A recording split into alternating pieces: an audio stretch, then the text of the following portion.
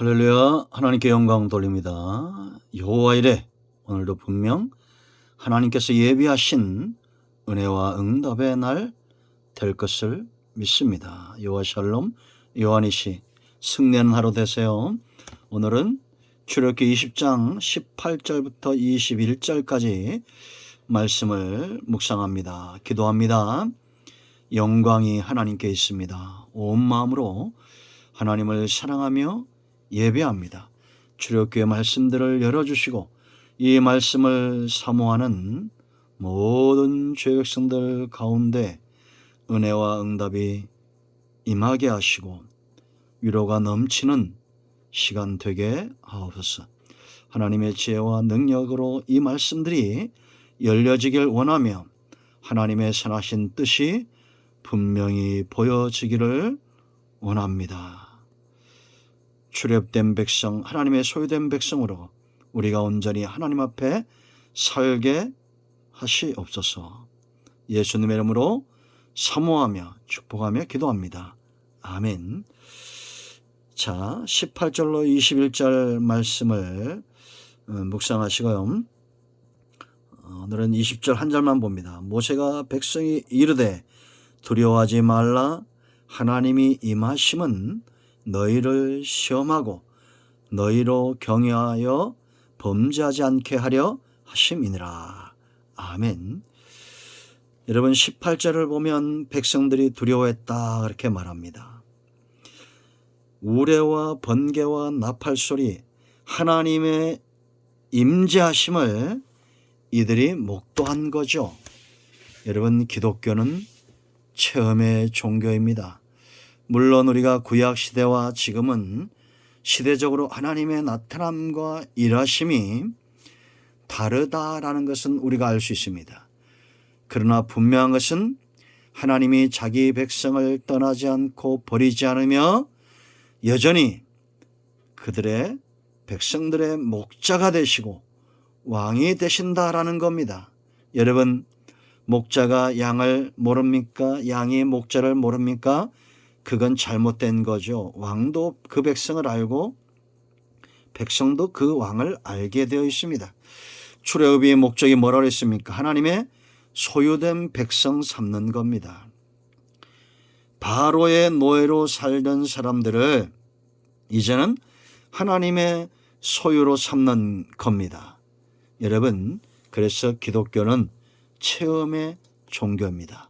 양이 목자를 체험하고 종이 주인을 체험하고 아들이 아버지를 체험하며 알아가는 것처럼 그렇게 그리스도와 성도는 신랑과 신부의 관계죠. 어느 날 갑자기 되어지는 것이 아닙니다. 장차 하나님 나라에서 완성되어지겠지만 지금 이 땅에서 이미 우리는 하나님 안에 거룩한 성령 안에서 예수님을 체험적으로 알아가야 된다라는 겁니다. 기독교는 체험의 종교입니다. 모세가 체험했고 이스라엘 백성들이 체험했던 그 하나님의 일하심과 그 강한 손에 저와 여러분이 붙들릴 때에 체험할 때에 하나님의 소유된 백성이 된다라는 겁니다. 마지막 때가 되면 알곡과 가라지가 나누어질 것입니다. 믿음 있는 자들을 찾아보기 힘들 겁니다. 믿음이라는 것은 그냥 되어지지 않죠. 관계를 통해서 온다라는 겁니다. 아무리 사랑하는 관계도 떨어져 있으면 그 관계는 소원해지고 믿음은 식어지게 되어 있습니다. 여러분 기독교는 체험의 종교라는 것 잊지 마세요. 지금 이스라엘 백성들은 하나님을 체험적으로 만나고 있는 겁니다. 계명을 받을 때 모세처럼 하나님과 직면하고 그렇게 깊은 체험을 하는 사람들이 있는가 하면 산에 올라가지 못했던 백성들도 하나님의 임재하심을 체험할 수 있었습니다. 여러분 18절 보세요. 여러분 우레와 번개와 나팔 소리와 산의 연기를 본지라 그랬습니다. 왜 하나님이 이렇게 강력한 임재, 강력한 나타남, 하나님의 신적 권위를 이렇게 강하게 우레치는 것처럼 번개치는 것처럼 나팔 소리와 연기들로 이렇게 강력하게 나타났을까요? 그들의 믿음을 돕는 거죠. 지금 율법을 제정한 입법자가 평범한 신도 사람도 아니고 강력한 하나님임을 분명히 드러내고 있다라는 겁니다. 그리고 하나님의 존재와 이 법을 무시하고 거역하는 자들에게 엄히하신 하나님으로부터의 철저한 심판과 징계가 있을 것을 분명히 하셨다라는 겁니다. 그러나 여러분, 우리는 잘 압니다. 하나님은 자기 백성을 망하게 하거나 저주받도록 부르시는 분이 아닙니다. 징계도 매도 심판도 하나님은 그 백성을 바로잡기 위함이다라는 겁니다. 자, 이제 우리가 할 것은 하나님의 지금 시대는 성령이, 하나님의 영이 저와 여러분 안에 와 계시는데요. 분명한 것은 성부 하나님의 나타남과 성자 예수님의 나타남과 성령 하나님의 나타남의 증거들은 있다라는 겁니다. 지금 본문에서 보십시오. 하나님의 임재할 때 어떤 증상이 어떤 결과가 나타났습니까? 세 가지입니다. 첫째는 하나님을 두려워했다라는 겁니다. 왜 두려워했을까요?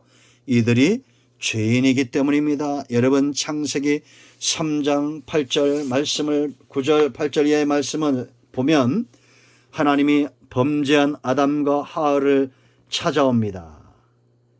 제가 읽어드릴까요? 8절 보세요. 여러분, 그들이 그날 바람이 불 때 동산에 거니시는 여호와 하나님의 소리를 듣고 아담과 그의 아내가 여호와 하나님의 낯을 피하여 동산 나무 사이에 숨은지라. 피할 수 있습니까? 없습니다.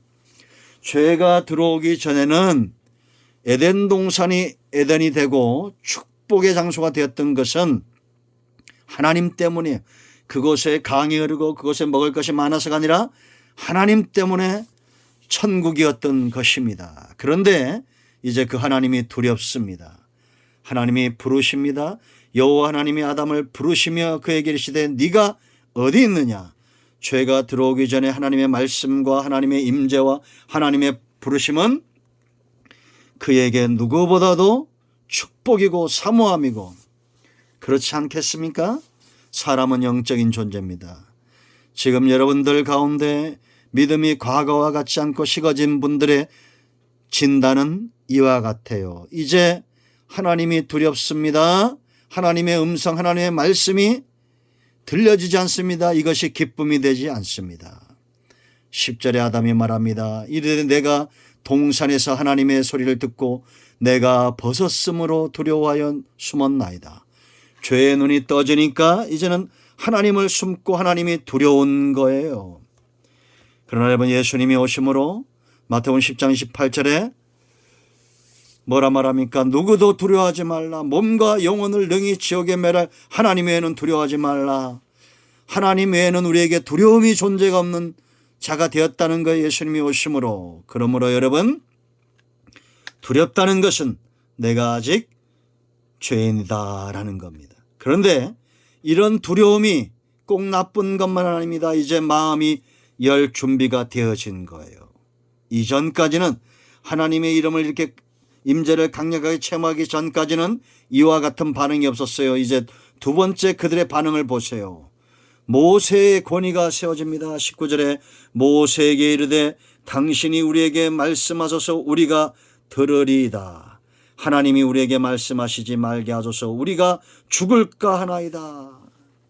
여러분, 모세가 어떤 존재예요?